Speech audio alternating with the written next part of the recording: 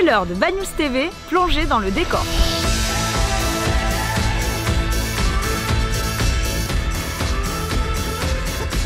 Banyuls regorge de trésors, ce n'est plus un secret. Nous nous trouvons sur la plage de Perfit entre Banyuls et Cerbère, un petit coin de paradis préservé, accessible entre autres par le sentier littoral. C'est ici que se trouve une randonnée atypique qui ne se pratique pas à pied mais palmée. Il s'agit du sentier sous-marin de la réserve marine Cerbère-Banyuls, gérée par le département. Elle est la première réserve marine naturelle de France, créée en 1974.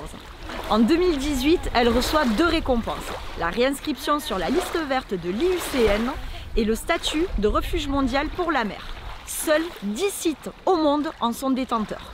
Mettons notre masque et suivons Frédéric Cadenne, conservateur de la réserve, et Didier, animateur des ateliers, qui nous explique la singularité de ce sentier. Donc la réserve marine Cerbère-Banyuls, elle a été créée en 1974. C'est une des premières réserves exclusivement marines créées en France, ce n'est la première, exclusivement marine de 650 hectares. Donc ici on se trouve au niveau du sentier sous-marin. La particularité du sentier sous-marin, c'est que c'est un parcours aquatique qui fait 250 mètres de long, sur lequel on trouve 5 stations qui marquent 5 milieux différents. C'est vraiment un parcours aquatique pédagogique où on essaye de passer un message sur la protection et la sensibilisation au milieu marin.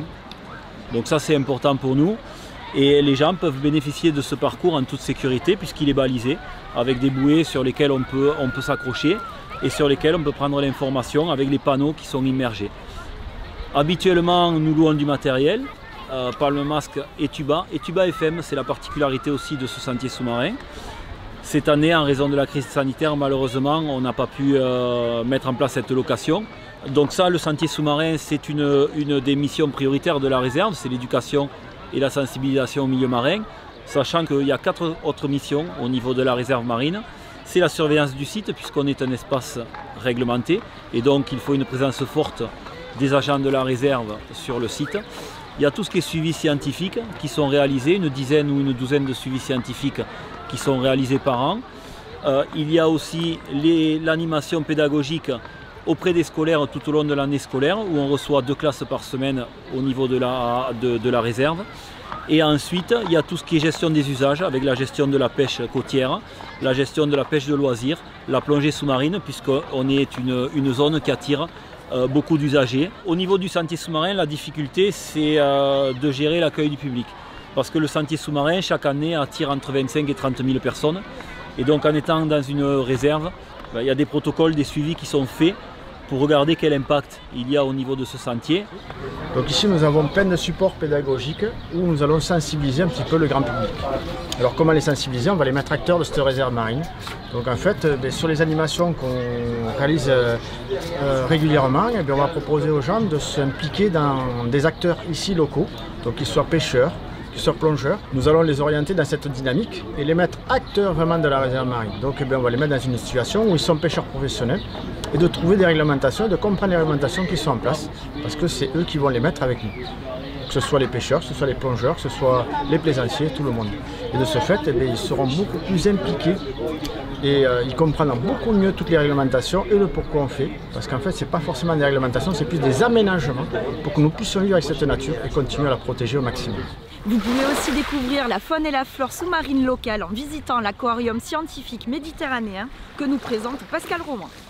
Donc l'aquarium du Biodiversarium, il est associé au jardin méditerranéen qui se situe sur les hauteurs de Banyuls. Et les 2 structures, aquarium et jardin, en fait, ont la particularité de ne présenter au public que la faune et la flore locale, donc méditerranéenne.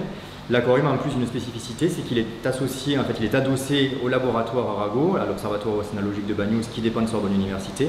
Et dans ce contexte, en fait, il a pour objectif aussi de présenter les recherches qui sont menées à l'observatoire par les scientifiques en interne, mais également par leurs partenaires, par le parc naturel marin et par la réserve naturelle marine de Cerbère-Banyuls par exemple.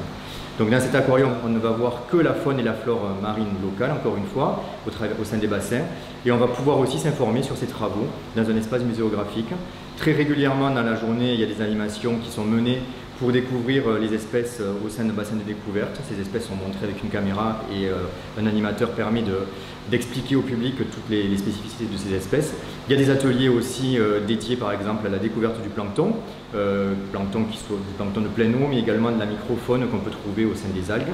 Et puis on va avoir également des séquences de nourrissage pour montrer comment les animaux de l'aquarium sont nourris. Et ces séquences, elles ont lieu tous les jours à 15 h et elles sont réalisées par les animateurs du Biodiversarium. La grotte de Poidre est un lieu bien connu des Bagnoulins, puisque c'est ici qu'étaient entreposées, ou plutôt cachées, les marchandises de contrebande.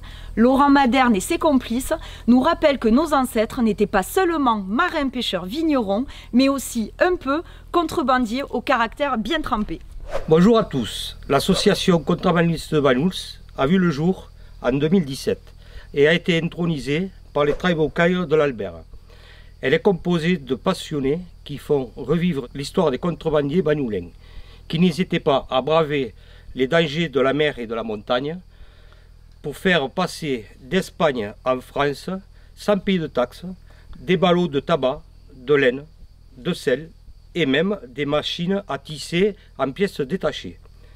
Si vous souhaitez partager un moment en notre compagnie, je vous donne rendez-vous le 17 août à 18h30 sur la plage centrale lors de notre arrivée au bord de barques catalanes.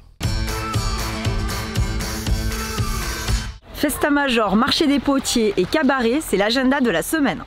Jeudi 13 août, dans le cadre du festival Les Nits de Banyuls, concert sur le thème Federico Garcia Lorca avec le comédien Denis Lavant, accompagné par Pedro Solé à la guitare flamenca.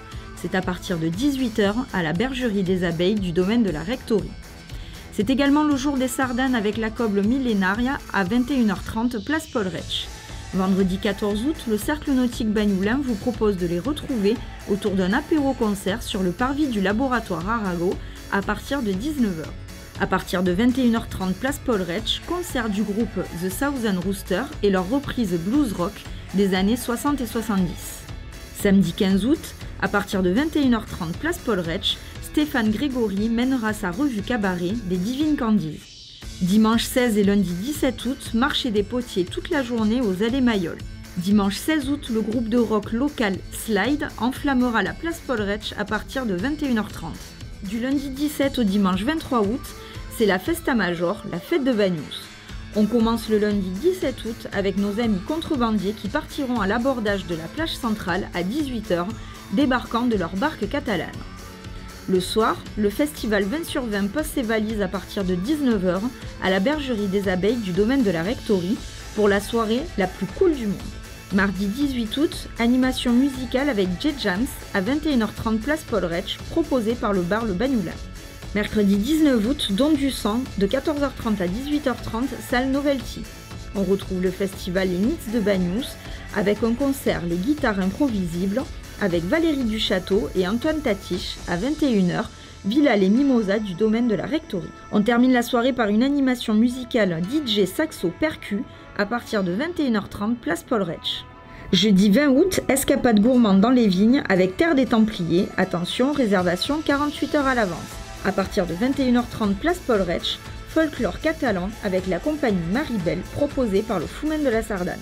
Retrouvez le programme complet de la Festa Major, les expositions, visites guidées, animations et activités sur notre site www.banyuls-sur-mer.com et sur notre blog Quoi faire à Banyuls aujourd'hui. C'était Banyuls TV, à la semaine prochaine.